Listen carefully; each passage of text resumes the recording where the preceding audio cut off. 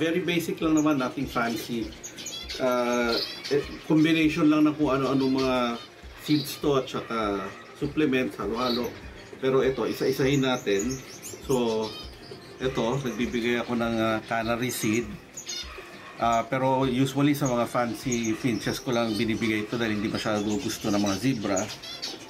Canary mix yan. And then ito, yung birdseed or white millet, yan ang pinaka-basic. So lahat sila binibigyan ko yan. Yan ang 80% ng or 70% ng diet nila. Ito naman red millet. Ito yung binibigay ko pagka medyo maginaw kasi ang sabi sa akin, ang red millet raw medyo mainit sa katawan ng mga ibon. So hindi ko naman binibigay madalas pagka medyo malamig-lamig lang ang panahon.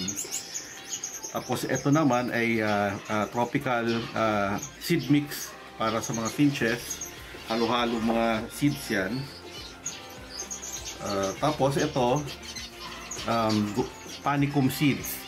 Ito gustong-gusto to ng mga gold yan, tsaka ng owl finches, yun ang napansin ko. So sila ang madalas kong binibigyan. Pero binibigyan ko rin lahat ng mga finches ko yan, pero konti lang. Tapos ito, egg food, dry egg food.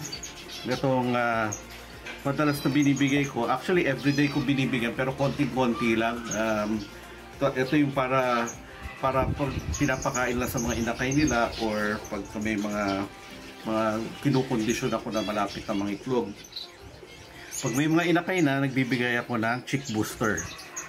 Nakakatulong kasi yan sa pagpapabilis na paglaki ng mga inakay at saka mas healthy. And then, ito, grits with redstone. Calcium to. Binibigay ko sa kanila para maganda yung digestion nila.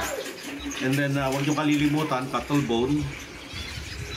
Para sa calcium.